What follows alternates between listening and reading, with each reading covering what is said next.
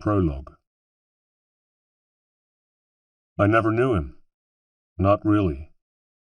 I thought I had, but it wasn't until I read his journal that I realized I hadn't really known him at all. And it's too late now. Too late to tell him I misjudged him. Too late to tell him I'm sorry.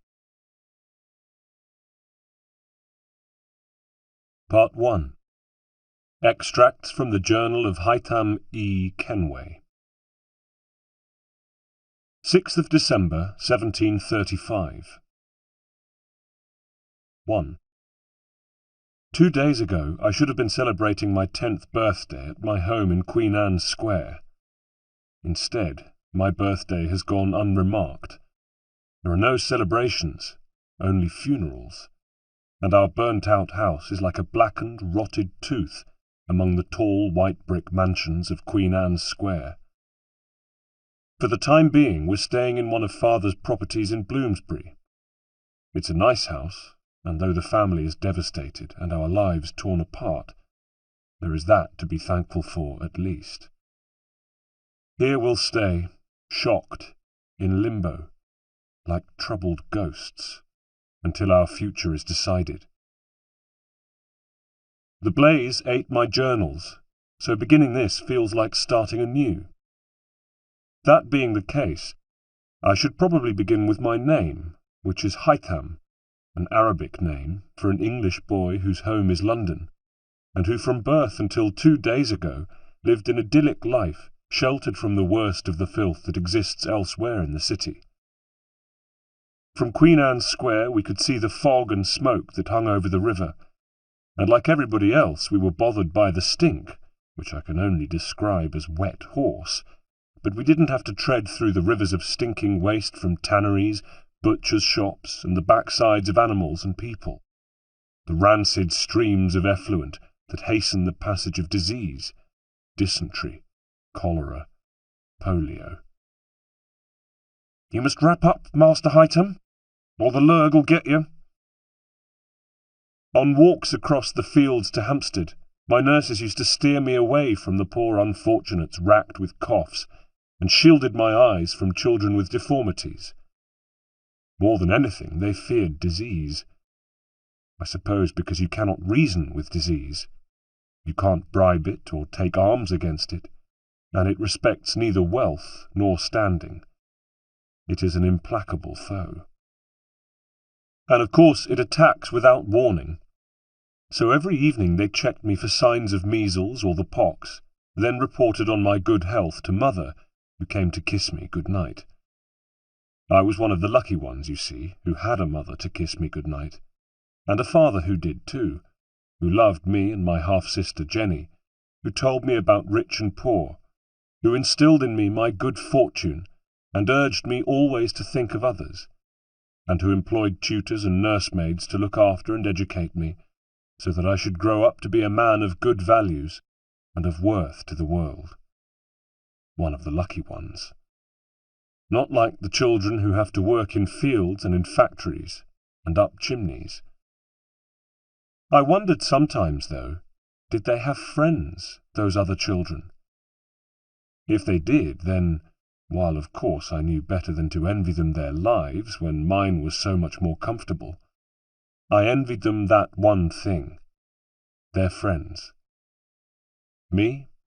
I had none, with no brothers or sisters close to my age either, and as for making them, well, I was shy.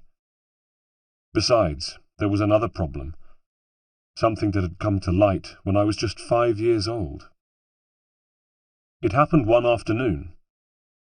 The mansions of Queen Anne's Square were built close together, so we'd often see our neighbours either in the square itself or in their grounds at the rear. On one side of us lived a family who had 4 girls, 2 around my age. They spent what seemed like hours skipping or playing blind man's buff in their garden, and I used to hear them as I sat in the schoolroom under the watchful eye of my tutor, old Mr. Failing, who had bushy grey eyebrows and a habit of picking his nose, carefully studying whatever it was that he dug from the recesses of his nostrils, then surreptitiously eating it. This particular afternoon old Mr. Failing left the room, and I waited until his footsteps had receded before getting up from my sums, going to the window, and gazing out at the grounds of the mansion next door. Dawson was the family name. Mr. Dawson was an MP, so my father said, barely hiding his scowl. They had a high-walled garden, and despite the trees, bushes, and foliage in full bloom, parts of it were visible from my schoolroom window, so I could see the Dawson girls outside. They were playing hopscotch for a change, and had laid out Pall-Mall mallets for a makeshift course, although it didn't look as if they were taking it very seriously. Probably the two older ones were trying to teach the two younger ones the finer points of the game. A blur of pigtails and pink, crinkly dresses, they were calling and laughing, and occasionally I'd hear the sound of an adult voice, a nursemaid probably, hidden from my sight beneath a low canopy of trees. My sums were left unattended on the table for a moment as I watched them play, until suddenly, almost as if she could sense she was being watched, one of the younger ones, a year or so my junior, looked up, saw me at the window, and our eyes locked. I gulped, then very hesitantly raised a hand to wave. To my surprise, she beamed back, and next she was calling her sisters, who gathered round, all four of them, excitedly craning their necks, and shielding their eyes from the sun to gaze up at the schoolroom window, where I stood like an exhibit at a museum, except a moving exhibit, that waved and went slightly pink with embarrassment, but even so felt the soft, warm glow of something that might have been friendship, which evaporated the moment their nursemaid appeared from beneath the cover of the trees, glanced crossly up at my window with a look that left me in no doubt what she thought of me, a peeping Tom, or worse, then ushered all four girls out of sight. That look the nursemaid gave me I'd seen before, and I'd see it again on the square or in the fields behind us. Remember how my nurses steered me away from the ragged unfortunates? Other nursemaids kept their children away from me like that. I never really wondered why. I didn't question it because, I don't know, because there was no reason to question it, I suppose. It was just something that happened, and I knew no different. 2. When I was 6, Edith presented me with a bundle of pressed clothes and a pair of silver-buckled shoes. I emerged from behind the screen wearing my new shiny buckled shoes, a waistcoat and a jacket, and Edith called one of the maids, who said I looked the spitting image of my father, which of course was the idea. Later on my parents came to see me, and I could have sworn father's eyes misted up a little, while mother made no pretence at all and simply burst out crying there and then in the nursery, flapping her hand until Edith passed her a handkerchief. Standing there, I felt grown up and learned, even as I felt the hotness in my cheeks again. I found myself wondering if the Dawson girls would have considered me rather fine in my new suit, quite the gentleman. I'd thought of them often. I'd catch sight of them from the window sometimes, running along their garden or being shepherded into carriages at the front of the mansions. I fancied I saw one of them steal a glance up at me once, but if she saw me there were no smiles or waves that time, just a shadow of that same look worn by the nursemaid, as though disapproval of me was being handed down like arcane knowledge. So we had the Dawsons on one side, those elusive, pigtailed, skipping Dawsons, while on the other side were the Barretts. They were a family of 8 children, boys and girls, although again I rarely saw them. As with the Dawsons, my encounters were restricted to the sight of them getting into carriages or seeing them at a distance in the fields. Then, one day shortly before my 8th birthday, I was in the garden, strolling along the perimeter and dragging a stick along the crumbling red brick of the high garden wall. Occasionally I'd stop to overturn stones with a stick and inspect whatever insects scuttled from beneath, woodlice, millipedes, worms that wriggled as though stretching out their long bodies, when I came upon the door that led on to a passage between our home and the Barretts. The heavy gate was padlocked with a huge rusting chunk of metal that looked as if it hadn't been opened for years, and I stared at it for a while, weighing the lock in my palm, when I heard a whispered, urgent, boyish voice. "Say, you, is it true what they say about your father?" It came from the other side of the gate, although it took me a moment or so to place it, a moment in which I stood shocked and almost rigid with fear. Next, I almost jumped out of my skin when I saw through a hole in the door an unblinking eye that was watching me. Again came the question. "Come on, they'll be beckoning me in any minute. Is it true what they say about your father?" Calming, I bent to bring my eye level with the hole in the door. "Who is this?" I asked. "It's me, Tom, who lives next door." I knew that Tom was the youngest of their brood, about my age. I'd heard his name being called. "Who are you?" he said. "I mean, what's your name?" "Hightam," I replied, and I wondered if Tom was my new friend. He had a friendly-looking eyeball, at least. "That's a strange sort of name." "It's Arabic. It means young eagle." "Well, that makes sense." "How do you mean, makes sense?" "Oh, I don't know. It just does somehow."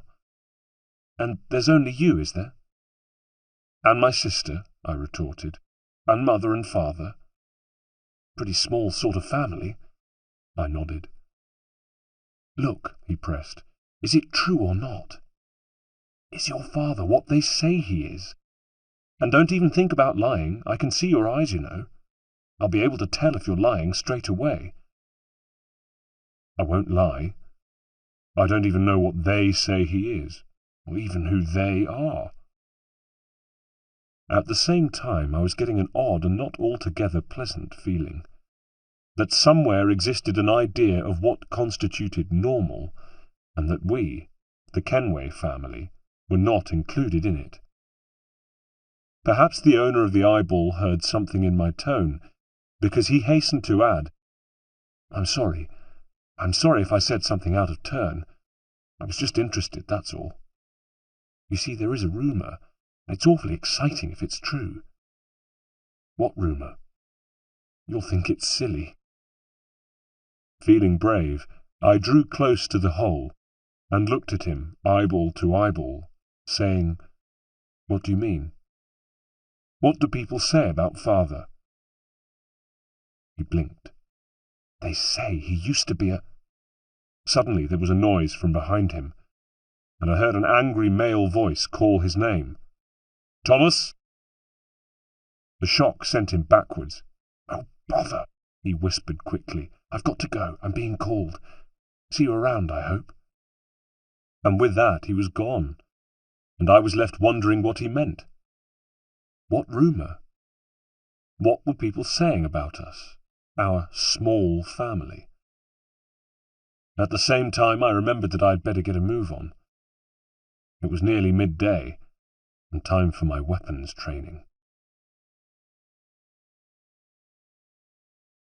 7th of December, 1735. 1. I feel invisible, like I'm stuck in a limbo between the past and the future. Around me the grown-ups hold tense conversations. Their faces are drawn and the ladies weep. Fires are kept lit, of course. But the house is empty, apart from the few of us, and what possessions we saved from the burnt-out mansion, and it feels permanently cold. Outside, snow has started to fall, while indoors is a sorrow that chills the very bones. With little else for me to do but write my journal, I had hoped to get up to date with the story of my life so far, but it seems there's more to say than I'd first thought. And of course, there have been other important matters to attend to. Funerals. Edith today. "Are you sure, Master Hightam?" Betty had asked earlier, with her forehead creased in concern, her eyes tired. For years, as long as I could remember, she had assisted Edith. She was as bereaved as I was. "Yes," I said, dressed as ever in my suit, and for today, a black tie. Edith had been alone in the world, so it was the surviving Kenways and staff who gathered for a funeral feast below stairs, for ham and ale and cake. When that was over, the men from the funeral company, who were already quite drunk, loaded her body into the hearse for taking to the chapel. Behind it, we took our seats in mourning carriages. We only needed 2 of them. When it was over, I retired to my room to continue with my story. 2. A couple of days after I'd spoken to Tom Barrett's eyeball, what he'd said was still playing on my mind. So one morning, when Jenny and I were both alone in the drawing-room together, I decided to ask her about it. Jenny. I was nearly 8, and she was 21, and we had as much in common as I did with the man who delivered the coal. Less, probably, if I thought about it, because at least the man who delivered the coal and I both liked to laugh, whereas I'd rarely seen Jenny smile, let alone laugh. She has black hair that shines, and her eyes are dark and, well, sleepy is what I'd say, although I'd heard them described as brooding, and at least one admirer went so far as to say she had a smoky stare, whatever that is. Jenny's looks were a popular topic of conversation. She is a great beauty, or so I'm often told. Although not to me. She was just Jenny, who'd refused to play with me so often I'd long since given up asking her, who, whenever I picture her, was sitting in a high-backed chair, head bent over her sewing or embroidery, whatever it was she did with a needle and thread, and scowling. That smoky stare her admirers said she had, I called it scowling. The thing was, despite the fact that we were little more than guests in each other's lives, like ships sailing around the same small harbour, passing closely but never making contact, we had the same father. And Jenny, being 12 years older than me, knew more about him than I did. So even though I'd had years of her telling me I was too stupid or too young to understand, or too stupid and too young to understand, and once even too short to understand, whatever that was supposed to mean, I used to try to engage her in conversation. I don't know why, because, as I say, I always came away none the wiser. To annoy her, perhaps. But on this particular occasion, a couple of days or so after my conversation with Tom's eyeball, it was because I was genuinely curious to find out what Tom had meant. So I asked her, "What do people say about us?" She sighed theatrically and looked up from her needlework. "What do you mean, Squirt?" she asked. "Just that. What do people say about us?" "Are you talking about gossip?" "If you like. And what would you care about gossip? Aren't you a bit too—" "I care," I interrupted, before we got on to the subject of me being too young, too stupid, or too short. "Do you? Why?" "Somebody said something, that's all." She put down her work, tucking it by the chair cushion at the side of her leg, and pursed her lips. "Who? Who said it, and what did they say?" "A boy at the gate in the grounds. He said our family was strange and that father was a—" "What?" "I never found out." She smiled and picked up her needlework. "And that's what set you thinking, is it?" "Well, wouldn't it you?" "I already know everything I need to know," she said haughtily. And I tell you this, I couldn't give two figs what they say about us in the house next door. Well, tell me then, I said, what did father do before I was born? Jenny did smile, sometimes. She smiled when she had the upper hand, when she could exert a little power over someone, especially if that someone was me. You'll find out, she said. When? All in good time? After all, you are his male heir. There was a long pause. How do you mean, male heir? I asked. What's the difference between that and what you are? She sighed. Well, at the moment, not much, although you have weapons training and I don't. You don't? But on reflection I already knew that, and I suppose I had wondered why it was that I did swordcraft and she did needlecraft. No, Hightam, I don't have weapons training. No child has weapons training, Hightam, not in Bloomsbury anyway, and maybe not in all of London. Nobody but you. Haven't you been told? Told what? Not to say anything. Yes, but... Well, didn't you ever wonder why? Why you're not supposed to say anything? Maybe I had. Maybe I secretly knew all along. I said nothing. You'll soon find out what's in store for you, she said. Our lives have been mapped out for us, don't you worry about that. Well then, what's in store for you? She snorted derisively. What is in store for me is the wrong question. Who is in store would be more accurate. There was a trace of something in her voice that I wouldn't quite understand until much later, and I looked at her, knowing better than to inquire further, and risk feeling the sting of that needle. But when I eventually put down the book I had been reading and left the drawing-room, I did so knowing that although I had learnt almost nothing about my father or family, I'd learnt something about Jenny, why she never smiled, why she was always so antagonistic towards me. It was because she'd seen the future. She'd seen the future and knew it favoured me, for no better reason than I had been born male. I might have felt sorry for her. Might have done, if she hadn't been such a sourpuss. Knowing what I now knew, though, weapons training the following day had an extra frisson. So, nobody else had weapons training but me.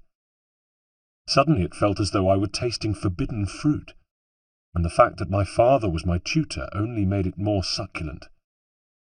If Jenny was right, and there was some calling I was being groomed to answer, like other boys are trained for the priesthood, or as blacksmiths, butchers, or carpenters, then good.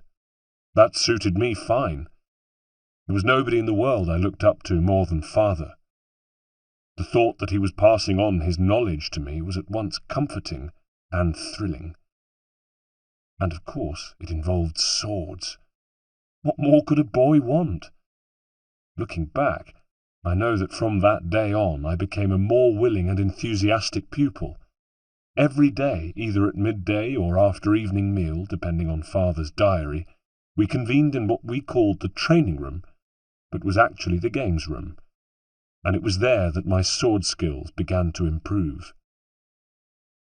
I haven't trained since the attack. I haven't had the heart to pick up a blade at all, but I know that when I do I'll picture that room, with its dark oak-panelled walls, bookshelves, and the covered billiard table which had been moved aside to make space. And in it my father, his bright eyes, sharp but kindly, and always smiling, always encouraging me. Block, parry, footwork, balance, awareness, anticipation.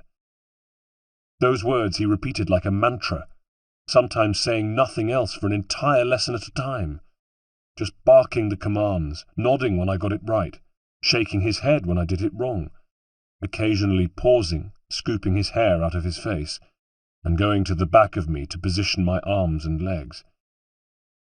To me they are, or were, the sights and sounds of weapons training. The bookshelves, the billiard table, my father's mantras, and the sound of ringing wood. Yes, wood. Wooden training swords we used, much to my chagrin. Steel would come later, he'd say, whenever I complained. 3. On the morning of my birthday, Edith was extra specially nice to me, and Mother made sure I was given a birthday breakfast of my favourites: sardines with mustard sauce, and fresh bread with cherry jam made from the fruit of the trees in our grounds. I caught Jenny giving me a sneering look as I tucked in, but paid it no mind. Since our conversation in the drawing-room, whatever power she'd had over me, slim as it had somehow been made less distinct. Before that I might have taken her ridicule to heart, maybe felt a little silly and self-conscious about my birthday breakfast. But not that day. Thinking back, I wonder if my 8th birthday marked the day I began to change from boy to man. So no, I didn't care about the curl of Jenny's lip, or the pig noises she made surreptitiously. I had eyes only for Mother and Father, who had eyes only for me. I could tell by their body language, tiny little parental codes I'd picked up over the years, that something else was to come, that my birthday pleasures were set to continue. And so it proved. By the end of the meal, my father had announced that tonight we would be going to White's Chocolate House on Chesterfield Street, where the hot chocolate is made from solid blocks of cocoa imported from Spain. Later that day I stood with Edith and Betty fussing around me, dressing me in my smartest suit. Then the 4 of us were stepping into a carriage at the curb outside, where I sneaked to look up at the windows of our neighbours and wondered if the faces of the Dawson girls were pressed to the glass, or Tom and his brothers. I hoped so. I hoped they could see me now, see us all and think, there go the Kenway family, out for the evening, just like a normal family. 4. The area around Chesterfield Street was busy. We were able to draw up directly outside White's, and once there, our door was opened and we were helped quickly across the crowded thoroughfare and inside. Even so, during that short walk between the carriage and the sanctuary of the chocolate house, I looked to my left and right and saw a little of London red in tooth and claw. The body of a dog lying in the gutter, a derelict retching against some railings, flower sellers, beggars, drunkards, urchins splashing in a river of mud that seemed to seethe on the street. And then we were inside, greeted by the thick scent of smoke, ale, perfume, and, of course, chocolate, as well as a hubbub of piano and raised voices. People, all of whom were shouting, leaned over gaming tables. Men drank from huge tankards of ale. Women, too. I saw some with hot chocolate and cake. Everybody, it seemed, was in a state of high excitement. I looked at Father, who had stopped short, and sensed his discomfort. For a moment I was concerned he'd simply turn and leave, before a gentleman holding his cane aloft caught my eye. Younger than Father, with an easy smile and a twinkle that was visible even across the room, he was waggling the cane at us, until with a grateful wave Father acknowledged him and began to lead us across the room, squeezing between tables, stepping over dogs, and even 1 or 2 children who scrabbled at the feet of revellers, presumably hoping for whatever might fall off the gaming tables, pieces of cake, maybe coins.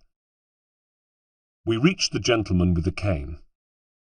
Unlike Father, whose hair was straggly and barely tied back with a bow, he wore a white powdered wig, the back of it secured in a black silk bag, and a frock coat in a deep, rich red colour.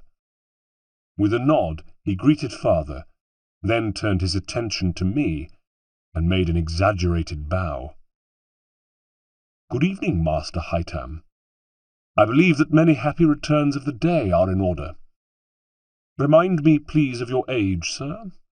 I can see from your bearing that you are a child of great maturity. 11? 12, perhaps." As he said this, he glanced over my shoulder with a twinkly smile, and my mother and father chuckled appreciatively.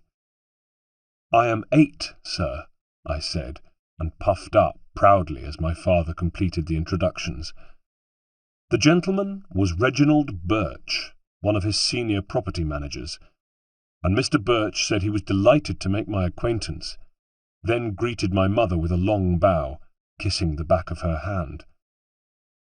His attention went to Jenny next, and he took her hand, bent his head, and pressed his lips to it. I knew enough to realize that what he was doing was courtship, and I glanced quickly over to father, expecting him to step in.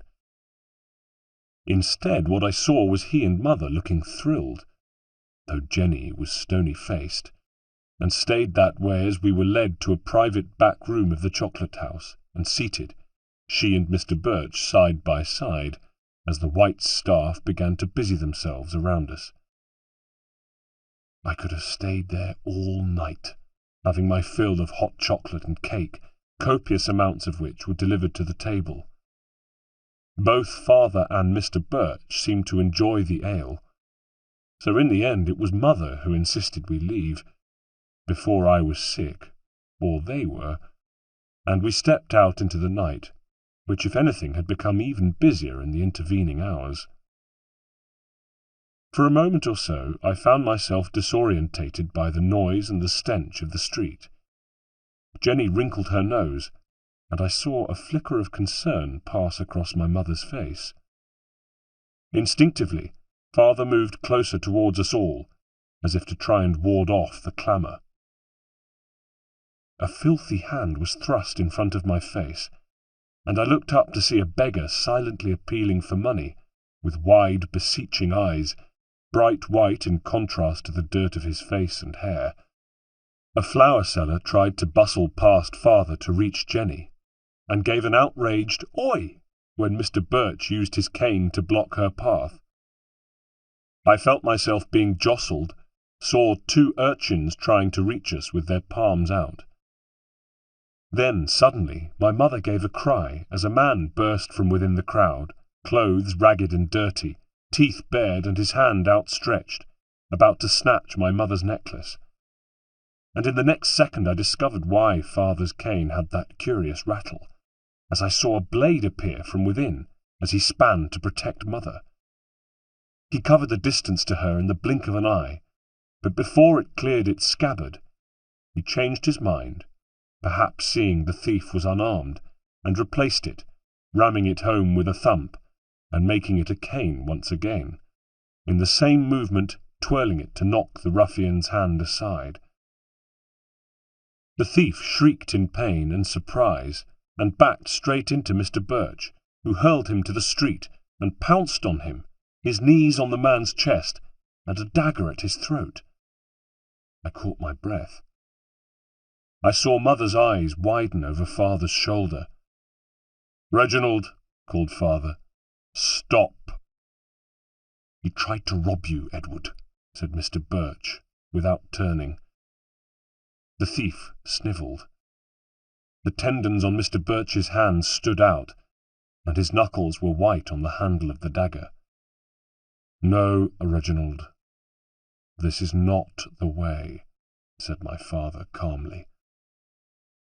He stood with his arms around mother, who had buried her face in his chest and was whimpering softly. Jenny stood close by at one side, me at another.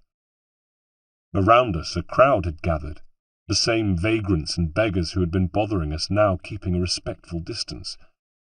A respectful, frightened distance. "I mean it, Reginald," said father. "Put the dagger away. Let him go." "Don't make me look foolish like this, Edward," said Birch. "Not in front of everybody like this, please." We both know this man deserves to pay, if not with his life, then perhaps with a finger or two. I caught my breath. No, commanded father. There will be no bloodshed, Reginald. Any association between us will end if you do not do as I say this very moment. A hush seemed to fall on everybody around us.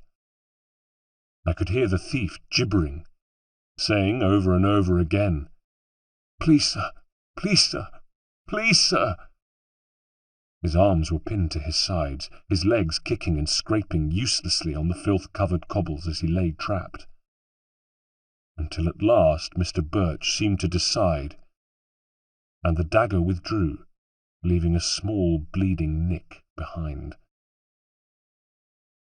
When he stood, he aimed a kick at the thief, who needed no further encouragement to scramble to his hands and knees and take off into Chesterfield Street, grateful to escape with his life. Our carriage driver had recovered his wits, and now stood by the door, urging us to hurry to the safety of our carriage. And father and Mr. Birch stood facing one another, their eyes locked. As mother hurried me past, I saw Mr. Birch's eyes blazing. I saw my father's gaze meet him equally, and he offered his hand to shake, saying, "Thank you, Reginald. On behalf of all of us, thank you for your quick thinking." I felt my mother's hand in the small of my back as she tried to shove me into the carriage, and craned my head back to see father, his hand held out to Mr. Birch, who glared at him, refusing to accept the offer of accord.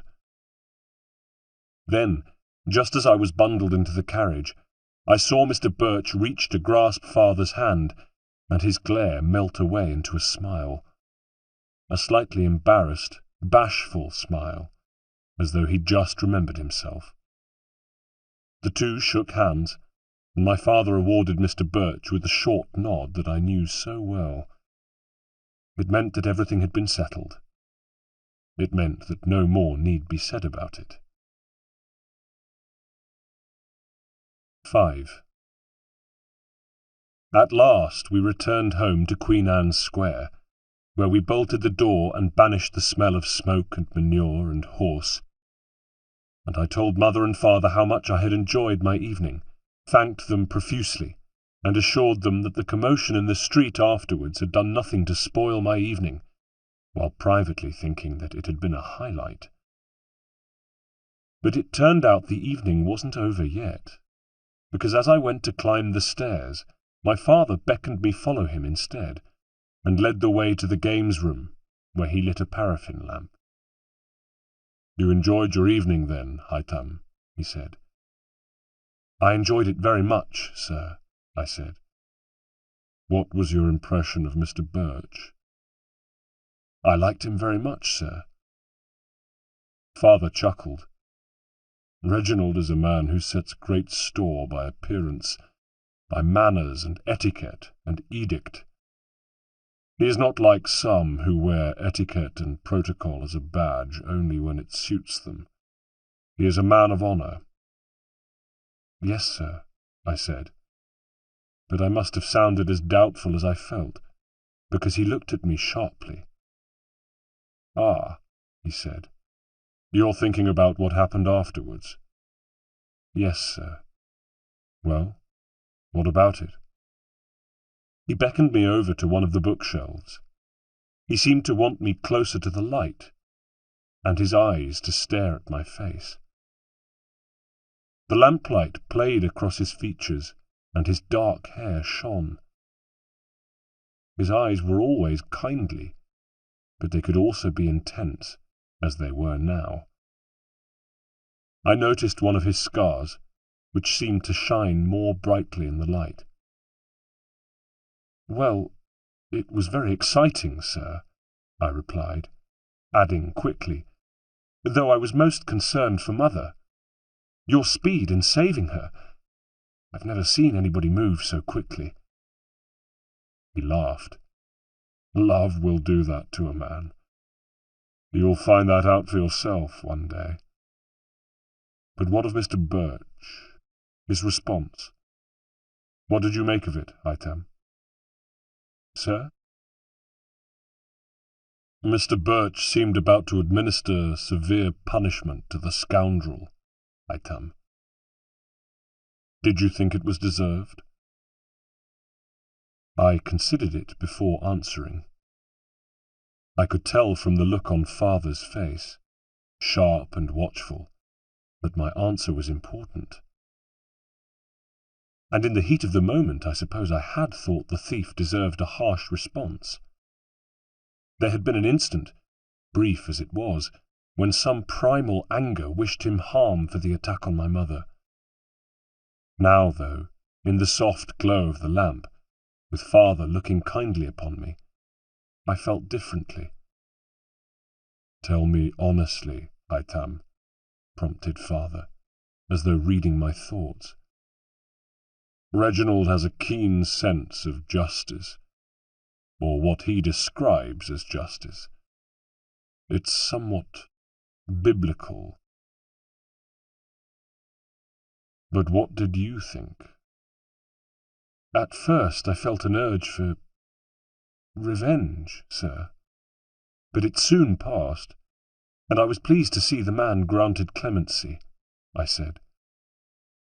Father smiled and nodded, and then abruptly turned to the bookshelves, where with a flick of his wrist he operated a switch, causing a portion of books to slide across, to reveal a secret compartment. My heart skipped a beat as he took something from it, a box, which he handed to me and, nodding, bade me open. A birthday present, Itam, he said. I knelt and placed the box on the floor, opened it to reveal a leather belt that I plucked quickly away, knowing that beneath would be a sword, and not a wooden play sword, but a shimmering steel sword with an ornate handle. I took it from the box and held it in my hands. It was a short sword, and though, shamefully, I felt a twinge of disappointment about that, I knew at once that it was a beautiful short sword, and it was my short sword. I decided at once that it would never leave my side, and was already reaching for the belt when Father stopped me. No, Itam, he said. It stays in here, and is not to be removed or even used without my permission. Is that clear? He had collected the sword from me, and already replaced it in the box, placing the belt on top and closing it. Soon you will begin to train with this sword, he continued. There is much for you to learn, Itam, not only about the steel you hold in your hands, but also the steel in your heart. Yes, Father, I said, trying not to look as confused and disappointed as I felt. I watched as he turned and replaced the box in the secret compartment, and if he was trying to make sure that I didn't see which book triggered the compartment, well, then he failed. It was the King James Bible.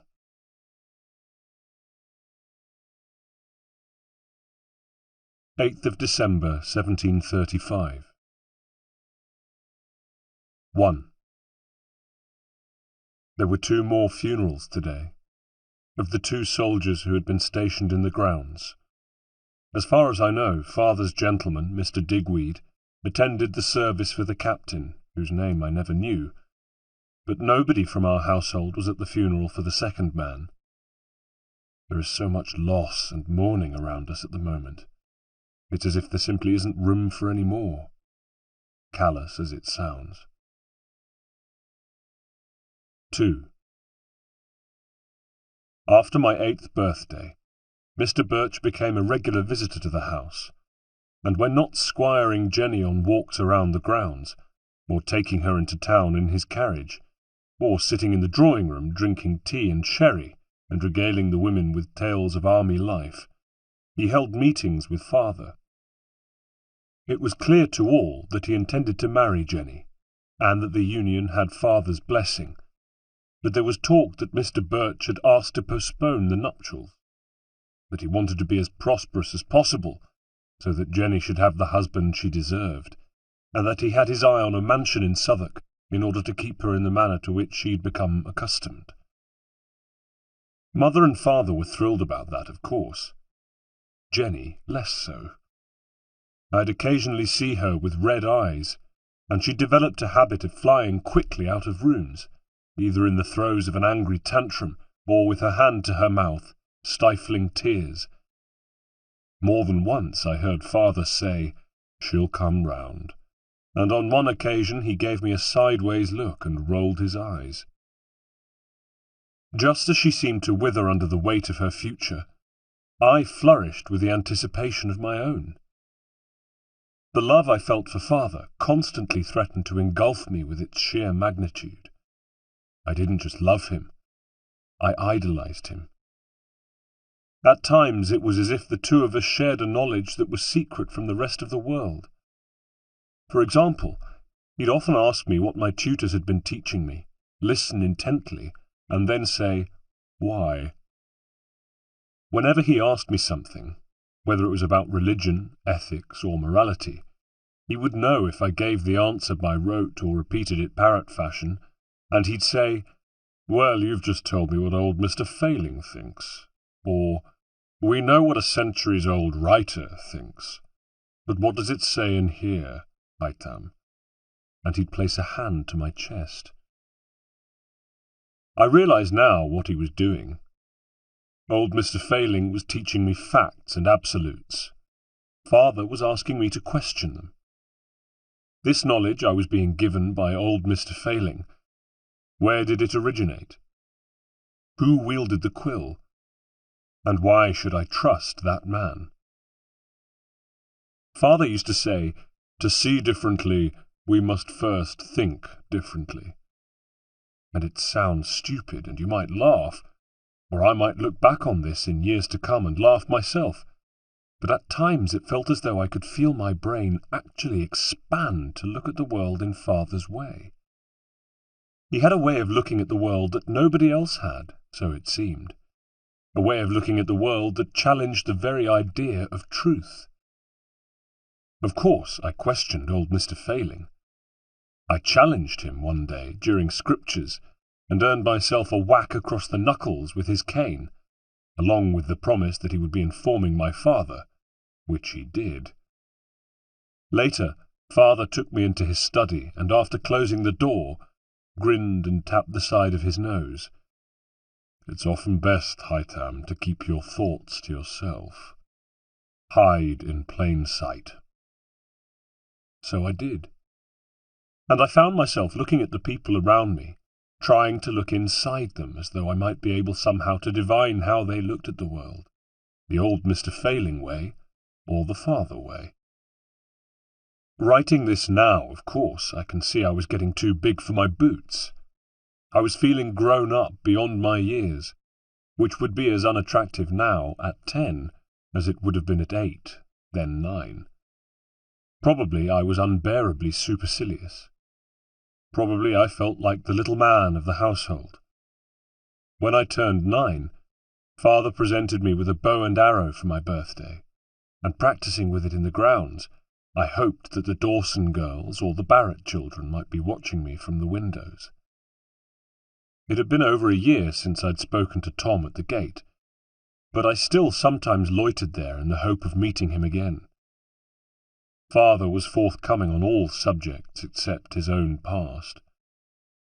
He'd never speak of his life before London, nor of Jenny's mother, so I still held out hope that whatever it was Tom knew might prove illuminating. And apart from that, of course, I wanted a friend. Not a parent or nursemaid or tutor or mentor. I had plenty of those. Just a friend. And I hoped it would be Tom. It never will be now, of course. They bury him tomorrow.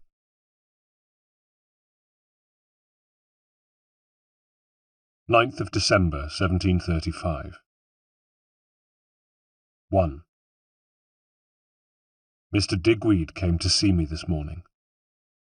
He knocked, waited for my reply, then had to duck his head to enter, because Mr. Digweed, as well as being balding, with slightly bulging eyes and veiny eyelids, is tall and slim, and the doorways in our emergency residence are much lower than they were at home.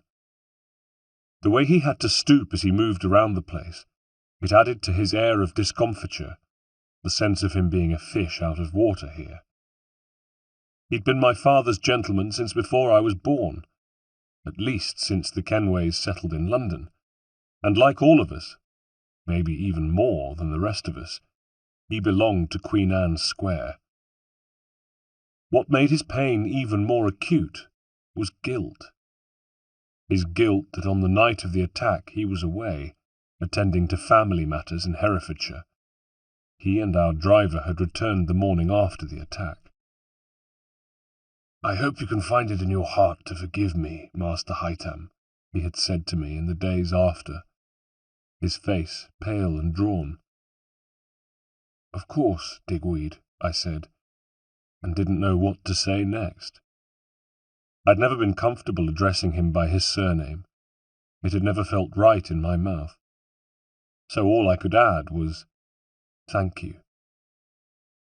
This morning his cadaverous face wore the same solemn expression, and I could tell that whatever news he had, it was bad.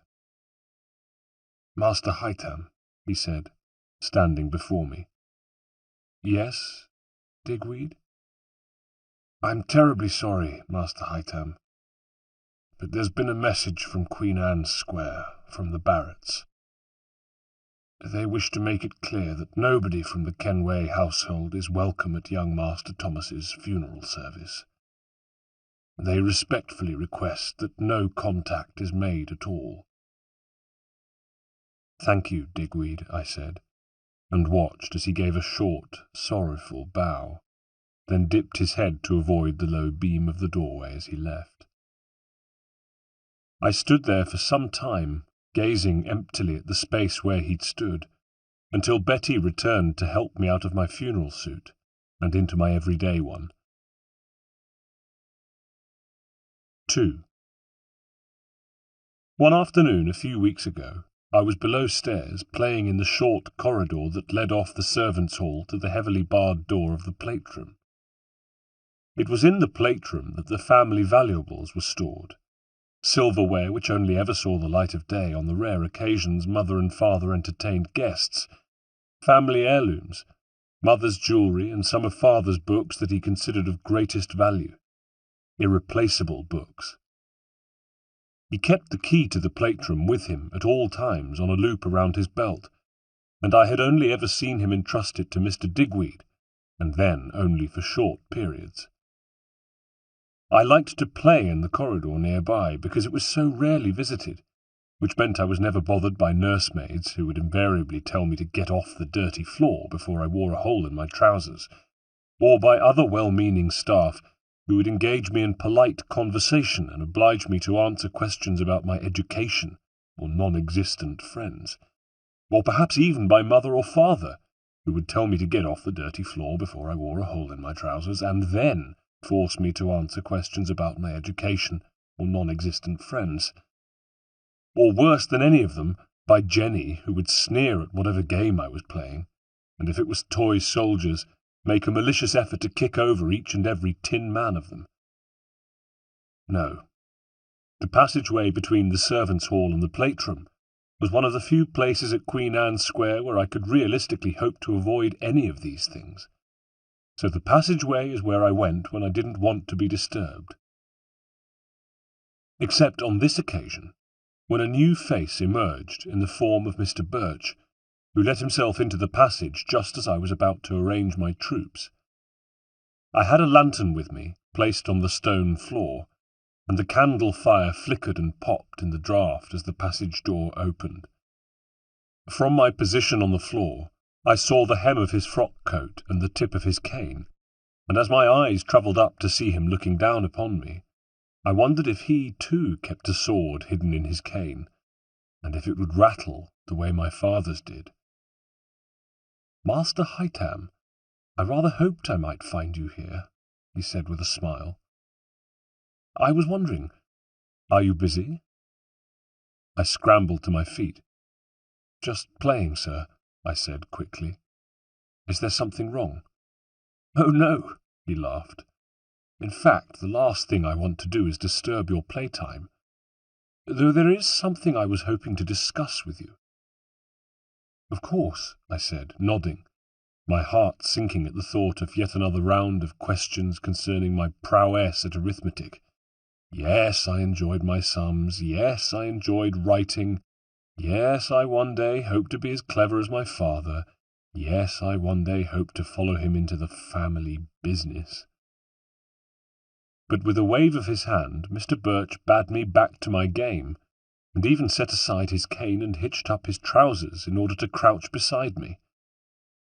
"And what do we have here?" he asked, indicating the small tin figurines.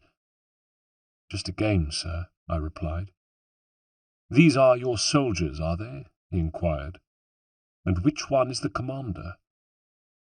"There is no commander, sir," I said. He gave a dry laugh. "Your men need a leader, Hightam. How else will they know the best course of action? How else will they be instilled with a sense of discipline and purpose?" "I don't know, sir," I said. "Here," said Mr. Birch. He reached to remove one of the tiny men from the pack, buffed him up on his sleeve, and placed him to one side. "Perhaps we should make this gentleman here the leader. What do you think?" "If it pleases you, sir." "Master Hightam," smiled Mr. Birch, "this is your game. I am merely an interloper, somebody hoping you can show me how it is played." "Yes, sir. Then a leader would be fine in the circumstances." Suddenly the door to the passageway opened again, and I looked up, this time to see Mr. Digweed enter. In the flickering lamplight, I saw he and Mr. Birch share a look. "Can your business here wait, Digweed?" said Mr. Birch tautly. "Certainly, sir," said Mr. Digweed, bowing and retreating, the door closing behind him. "Very good," continued Mr. Birch, his attention returning to the game. "Then let us move this gentleman here to be the unit's leader, in order to inspire his men to great deeds, to lead them by example and teach them the virtues of order and discipline and loyalty. What do you think, Master Hightam?" "Yes, sir," I said obediently. "Here's something else, Master Hightam," said Mr. Birch, reaching between his feet to move another of the tin soldiers from the pack, then placing him next to the nominal commander. "A leader needs trusted lieutenants, does he not?" "Yes, sir," I agreed. There was a long pause, during which I watched Mr. Birch take inordinate care placing 2 more lieutenants next to the leader, a pause that became more and more uncomfortable as the moments passed, until I said, more to break the awkward silence than because I wanted to discuss the inevitable, "Sir, did you want to speak to me about my sister, sir?" "Why, you can see right through me, Master Hightam," laughed Mr. Birch loudly. "Your father is a fine teacher. I see he has taught you guile and cunning. Among other things, no doubt." I wasn't sure what he meant, so kept quiet. "How is weapons training going, may I inquire?" asked Mr. Birch. "Very well, sir. I continue to improve each day, so father says," I said proudly. "Excellent, excellent. And has your father ever indicated to you the purpose of your training?" he asked.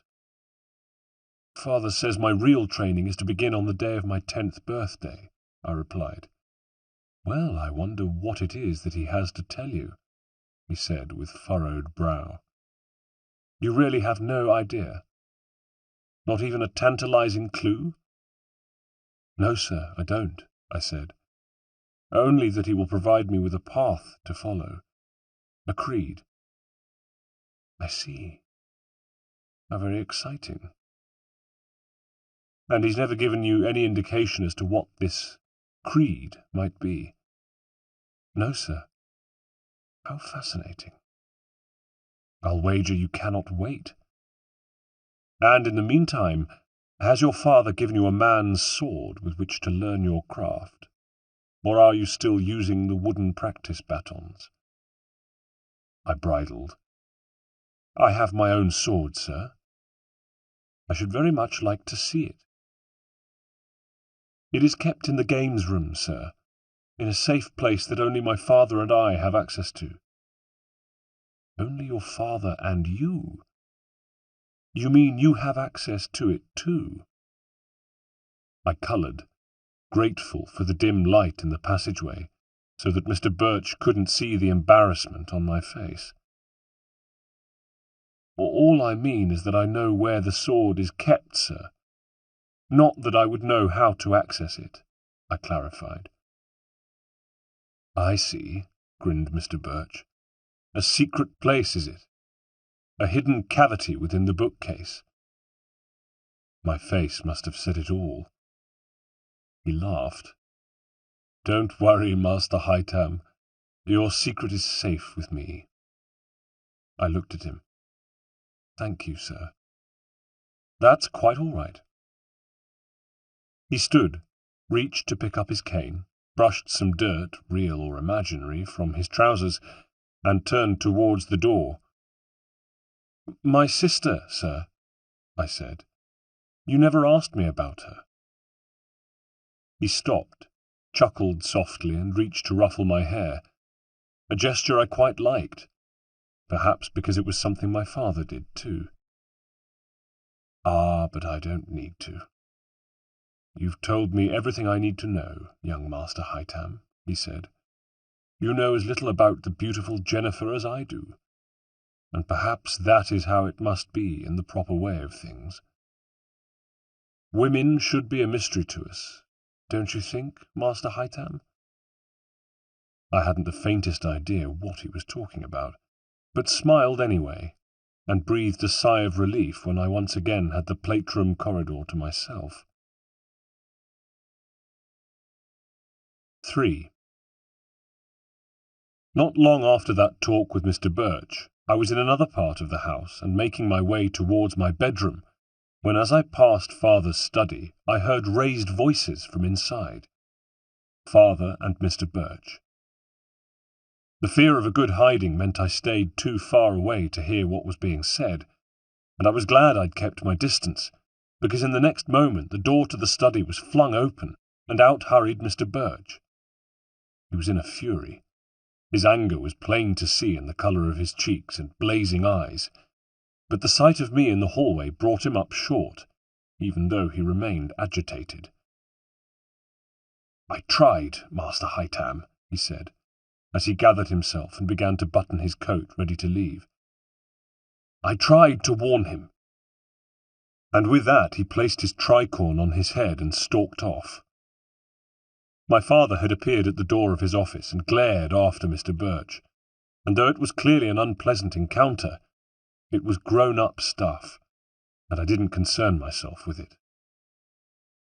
There was more to think about. Just a day or so later came the attack. 4. It happened on the night before my birthday. The attack, I mean. I was awake, perhaps because I was excited about the next day, but also because I was in the habit of getting up after Edith had left the room to sit on my windowsill and gaze out of my bedroom window. From my vantage point I'd see cats and dogs, or even foxes, passing across the moon-painted grass. Or, if not watching out for wildlife, then just watching the night, looking at the moon, the watery grey colour it gave the grass and trees. At first I thought what I was seeing in the distance were fireflies. I'd heard all about fireflies, but never seen them. All I knew was that they gathered in clouds and emitted a dull glow. However, I soon realized the light wasn't a dull glow at all, but in fact was going on, then off, then on again. I was seeing a signal. My breath caught in my throat. The flashing light seemed to come from close to the old wooden door in the wall, the one where I'd seen Tom that day, and my first thought was that he was trying to contact me. It seemed strange now, but not for a second did I assume the signal was meant for anyone but me. I was too busy dragging on a pair of trousers, tucking my nightshirt into the waistband, then hooking my braces over my shoulders. I shrugged on a coat. All I could think of was what an awfully splendid adventure I was about to have. And of course I realize now, looking back, that in the mansion next door, Tom must have been another one who liked to sit on his windowsill and watch the nocturnal life in the grounds of his house. And like me, he must have seen the signal. And perhaps Tom even had the mirror image thought to mine, that it was me signalling him, and in response did the same as I did. He scrambled from his perch and pulled on some clothes to investigate. 2 new faces had appeared at the house on Queen Anne's Square, a pair of hard-faced former soldiers employed by father. His explanation was that we needed them because he had received information. Just that. Information. That's all he'd say. And I wondered then, as I wonder now, what he meant, and whether it had anything to do with the heated conversation I'd overheard between him and Mr. Birch. Whatever it was, I'd seen little of the 2 soldiers. All I really knew was that one was stationed in the drawing-room at the front of the mansion, while the other stayed close to the fire in the servants' hall, supposedly to guard the plate-room. Both were easy to avoid as I crept down the steps to below stairs and slid into the silent moonlit kitchen, which I had never seen so dark and empty and still. And cold. My breath plumed, and straight away I shivered, uncomfortably aware how chilly it was compared to what I'd thought was the meagre heat of my room. Close by the door was a candle, which I lit, and, with my hand cupped over its flame, held to light the way as I let myself out into the stable yard. And if I'd thought it was cold in the kitchen, then, well, outside it was the kind of cold where it felt as if the world around you was brittle and about to break. Cold enough to take my cloudy breath away, to give me second thoughts as I stood there and wondered whether or not I could bear to continue. One of the horses whinnied and stamped, and for some reason the noise made my mind up, sending me tiptoeing past the kennels to a side wall and through a large arched gate leading into the orchard. I made my way through the bare, spindly apple trees, then was out in the open, painfully aware of the mansion to my right, where I imagined faces at every window. Edith, Betty, mother and father all staring out and seeing me out of my room and running amok in the grounds.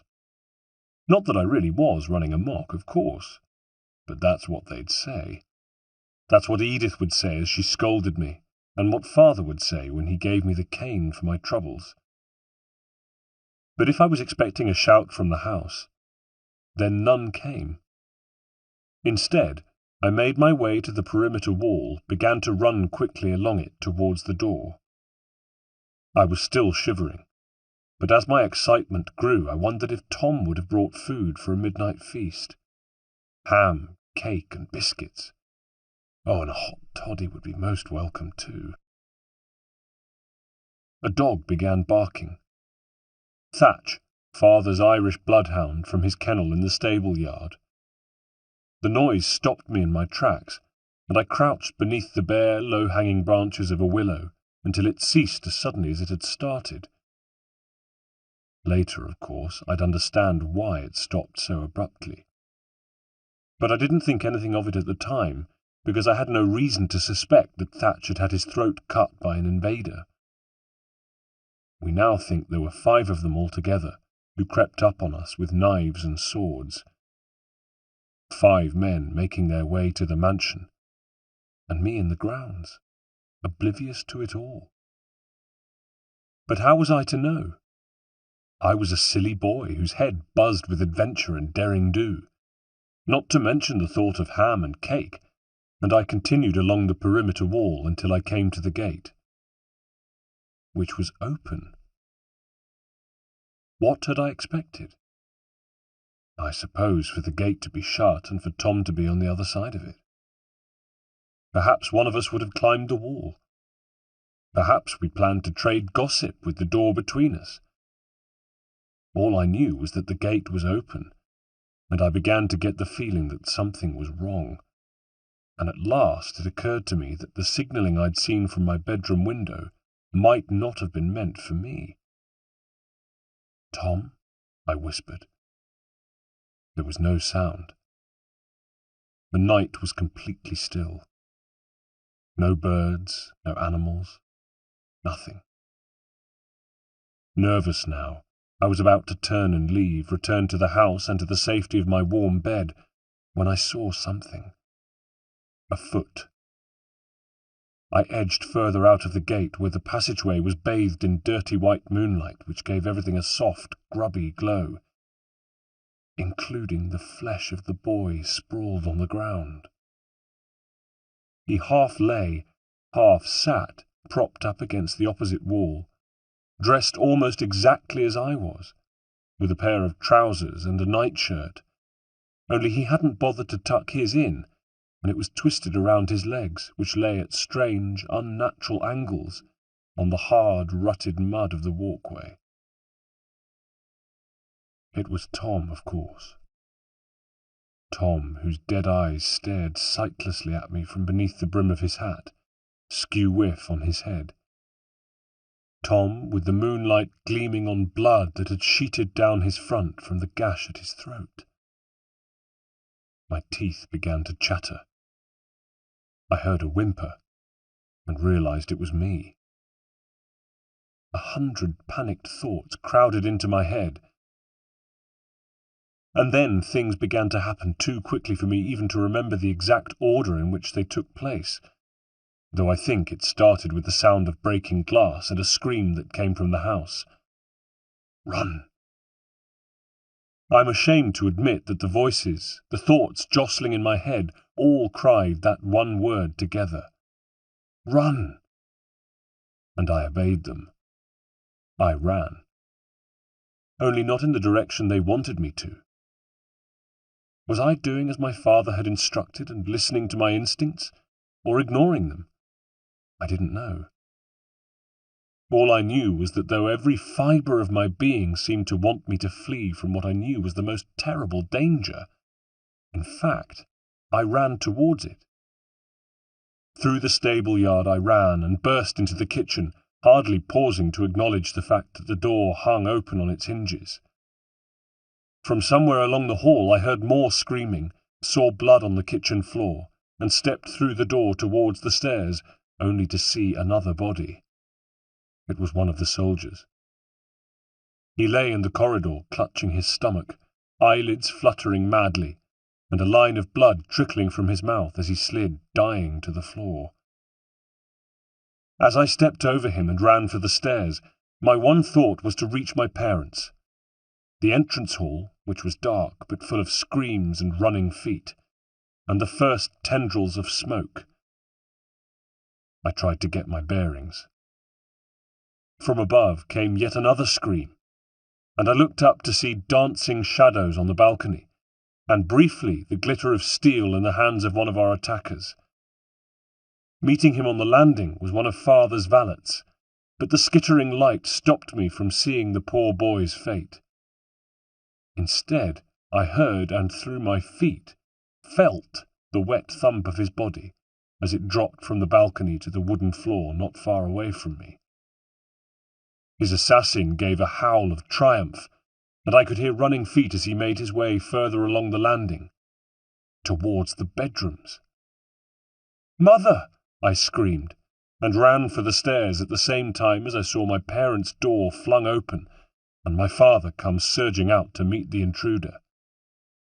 He wore trousers, and his suspenders were pulled over his naked shoulders, his hair untied and hanging free. In one hand he held a lantern, in the other his blade. "Hytam," he called as I reached the top of the stairs. The intruder was between us on the landing.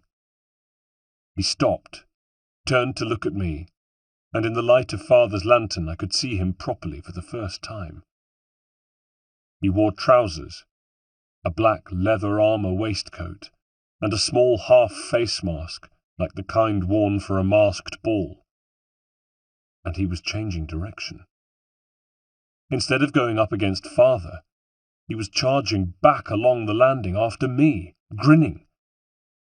"Hytam!" shouted Father again. He pulled away from Mother and began to run down the landing after the intruder. Instantly the gap between them closed, but it wouldn't be enough, and I turned to escape, only to see a second man at the foot of the stairs, sword in hand, blocking my way. He was dressed the same as the first, although I noticed one difference: his ears. They were pointed, and with the mask gave him the look of a hideous, deformed Mr. Punch. For a moment I froze, then swung back to see that the grinning man behind me had turned to meet Father, and their swords clashed. Father had left his lantern behind, and it was in the half-dark that they fought. A short, brutal battle, punctuated by grunts and the chiming of sword steel. Even in the heat and the danger of the moment, I wished it had been light enough to watch him fight properly. Then it was over, and the grinning assassin was grinning no more, dropping his sword, tumbling over the banisters with a scream, and hitting the floor beneath. The pointy-eared intruder had been halfway up the stairs, but had second thoughts and wheeled around to escape to the entrance hall. There was a shout from below. Over the banisters I saw a third man, also wearing a mask, who beckoned to the pointy-eared man before both disappeared out of sight beneath the landing. I glanced up, and in the low light saw a look pass across my father's face. "The games room," he said. And in the next instant, before Mother or I could stop him, he'd leapt over the banister to the entrance hall beneath. As he jumped, my mother screamed, "Edward!" and the anguish in her voice echoed my own thoughts. No, my one single thought. He's abandoning us. Why is he abandoning us? Mother's nightclothes were in disarray around her as she ran along the landing towards where I stood at the top of the stairs. Her face was a mask of terror. Behind her came yet another attacker, who appeared from the stairway at the far end of the landing, and reached Mother at the same time as she reached me. He grabbed her from behind with one hand, while his sword hand swept forward, about to draw the blade across her exposed throat. I didn't stop to think. I didn't even think about it at all until much later. But in one movement I stepped up, reached, plucked the dead attacker's sword from the stair, raised it above my head, and with two hands plunged it into his face before he could cut her throat. My aim was true, and the point of the sword drove through the eye-hole of the mask and into the socket. His scream tore a ragged hole in the night as he span away from Mother, with the sword momentarily embedded in his eye. Then it was wrenched out as he fell against the banister, toppled for a moment, sank to his knees and pitched forward, dead before his head hit the floor. Mother ran into my arms and buried her head in my shoulder, even as I grabbed the sword and took her hand to make our way back down the stairs. How many times had Father said to me on his way to work for the day, "You're in charge today, Hytam. You look after Mother for me." Now I really was. We reached the foot of the stairs, where a strange quiet seemed to have descended over the house. The entrance hall was empty now, and still dark, though lit by an ominous flickering orange glow. The air was beginning to thicken with smoke, but through the haze I saw bodies. The assassin, the valet who was killed earlier, and Edith, who lay with her throat open in a pool of blood. Mother saw Edith too, whimpered, and tried to pull me in the direction of the main doors, but the door to the games room was half open, and from inside I could hear the sound of sword fighting. 3 men, one of them my father. Father needs me, I said, trying to disentangle myself from Mother, who saw what I was about to do and pulled at me harder, until I snatched my hand away with such force that she collapsed to the floor. For one strange moment I found myself torn between helping Mother to her feet and apologizing. The sight of her on the floor because of me, was so appalling. But then I heard a great cry from inside the games room, and it was enough to propel me through the door. The first thing I saw was that the bookcase compartment was open, and I could see the box holding my sword inside. Otherwise, the room was as always, left just as it had been after the last training session, with the covered billiard table moved and space made for me to train, where earlier that day I'd been tutored and scolded by Father. Where now, Father was kneeling, dying. Standing over him was a man with his sword buried hilt deep into my father's chest, the blade protruding from his back, dripping blood to the wooden floor. Not far away stood the pointy-eared man, who had a large gash down his face. It had taken 2 of them to defeat Father, and only just at that. I flew at the killer, who was caught by surprise and without time to retrieve his sword from my father's chest. Instead, he span away to avoid my blade, letting go of his sword at the same time as Father dropped to the floor. Like a fool, I continued after the assassin, forgot to protect my flank, and the next thing I saw was a sudden movement out of the corner of my eye as the pointy-eared man danced forward. Whether he meant to do it or mistimed his blow, I'm not sure, but instead of striking me with the blade, he clubbed me with the pommel, and my vision went black. My head connected with something it took me a second to realize was the leg of the billiard table, and I was on the floor, dazed, sprawled opposite Father, who lay on his side with the sword handle still protruding from his chest. There was life in his eyes still, just a spark, and his eyelids fluttered momentarily, as if he were focusing, taking me in. For a moment or so we lay opposite one another, 2 wounded men. His lips were moving. Through a dark cloud of pain and grief I saw his hand reach for me. "Father," I said. Then in the next instant, the killer had strode over, and without pausing bent and pulled his blade from Father's body. Father jerked. His body arched with one last spasm of pain as his lips pulled away from bloodied teeth. And he died. I felt a boot on my side that pushed me onto my back, and I looked up into the eyes of my father's killer, and now my killer, who with a smirk raised his sword 2-handed, about to plunge it into me. If it gave me shame to report that my inner voices had commanded me to run just a few moments before, then it gives me pride to report that now they were calm, that I faced my death with dignity, and with the knowledge that I had done my best for my family, with gratitude that I would soon be joining my father. But of course, it was not to be. It's not a ghost who writes these words.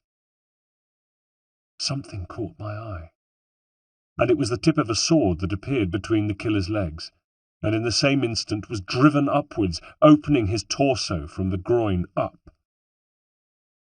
I've realized since that the direction of the strike had less to do with savagery and more to do with the need to pull my killer away from me, not push him forward. But savage it was. And he screamed, blood spattering as he was split asunder, and his guts dropped from the gash to the floor, and his lifeless carcass followed suit. Behind him stood Mr. Birch. "Are you all right, Itam?" he asked. "Yes, sir," I gasped. "Good show," he said, then spun with his sword up to intercept the pointy-eared man, who came at him with his blade flashing. I pulled myself to my knees, grabbed a fallen sword, and stood ready to join Mr. Birch, who had driven the pointy-eared man back to the door of the games room, when suddenly the attacker saw something out of sight behind the door, and danced to one side. In the next instant Mr. Birch reared back and held out a hand to prevent me coming forward, while at the doorway the pointy-eared man had reappeared. Only this time he had a hostage. Not my mother, as I at first feared. It was Jenny. "Get back," snarled Pointy Ears.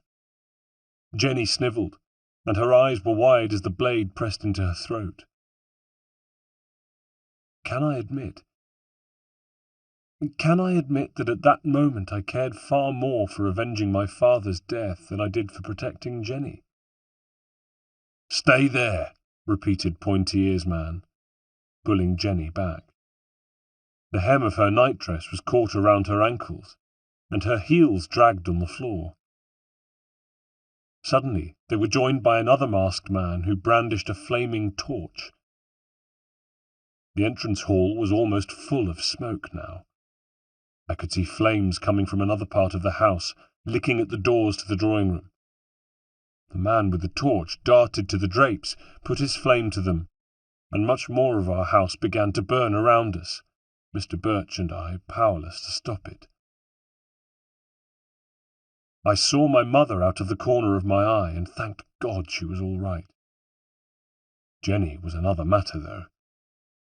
As she was dragged towards the door of the mansion, her eyes were fixed on me and Mr. Birch as though we were her last hopes.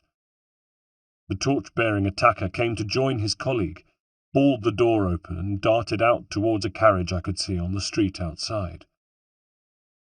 For a moment I thought they might let Jenny go. But no. She began to scream as she was dragged towards the carriage and bundled in, and she was still screaming as a third masked man in the driver's seat shook the reins, wielded his crop, and the carriage rattled off into the night, leaving us to escape from our burning house and drag our dead from the clutches of the flames.